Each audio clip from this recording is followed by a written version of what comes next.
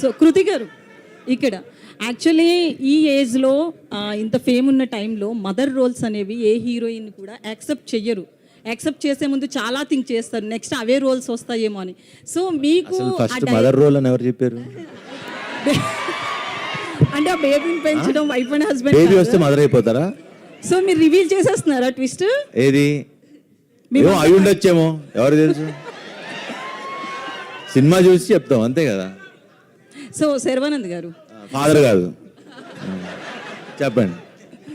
So అంటే చాలా ఏళ్ళ తర్వాత అంటే ఒక హిట్ కోసం శర్వానంద్ బాగా ట్రై చేస్తున్నాడు. ఇందాక మీరు మాట్లాడిన మాటల్లో కూడా అది అర్థమవుతుంది.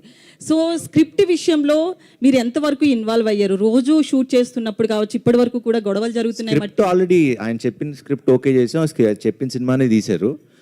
దాంట్లో మేము ఇంకేం బెటర్మెంట్ చేసుకోవాలనే తప్పితే స్క్రిప్ట్లో పెద్ద ప్రాబ్లం ఏం లేదు. ఓకే చేసేటప్పుడే ముందే ఆలోచించుకుని చేస్తున్నాం. సో అంటే మ్యూజిక్ విషయానికి వస్తే ఇందాక వాళ్ళు అడిగినట్లు సోల్ అని చెప్పొచ్చు మీ మూవీకి, ఫ్యామిలీ మూవీ కాబట్టి. సో మీకు ఎట్లా అనిపించింది సాంగ్స్ కావచ్చు? నేను personally I'm fan of Hesham. ఆయన సినిమా పాటలు నాకు చాలా ఇష్టం. లేదు, అందరం కలిసి అనుకున్నాం, ప్రొడ్యూసర్ గారు, డైరెక్టర్ అందరూ కలిసి అనుకున్నాం. అండ్ ఈ సినిమాకి హేషం లేకపోతే మనమే లేదు.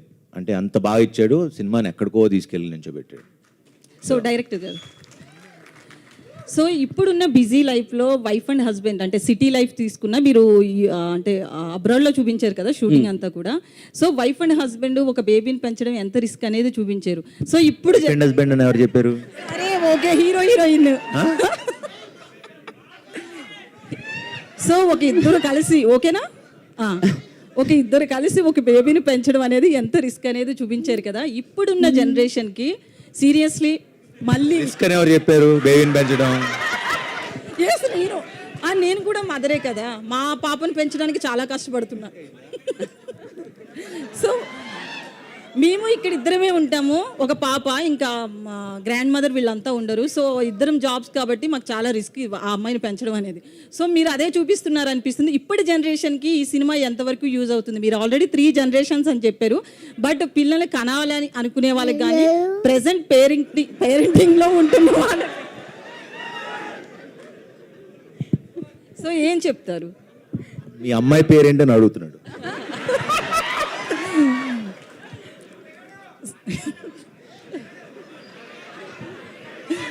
బాబు కంటే పెద్దది 7 years.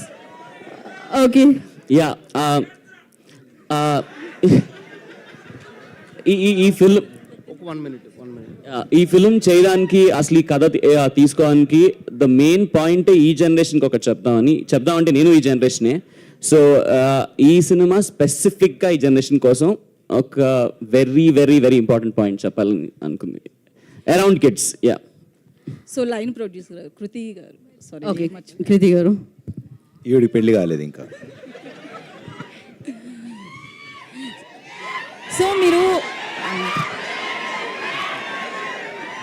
ఏంటి కృతి, మీకు ఇంత ఫ్యాన్స్ ఉన్నారో నాకు తెలియదు. డబ్బులు ఇచ్చేది ఆమె అని, మనీ కృతి గారికి కూడా తెలియదు ఆ విషయం, ఇప్పుడే తెలిసింది. సో ఎట్లా అనిపిస్తుంది ఇంత ఫ్యాన్ ఫాలోయింగ్? అంటే కృతి శెట్టి గారి కంటే మీకు ఎక్కువ ఉంది అనిపిస్తుంది. It's very surprising. So first time face చేయడం. Okay, thank you.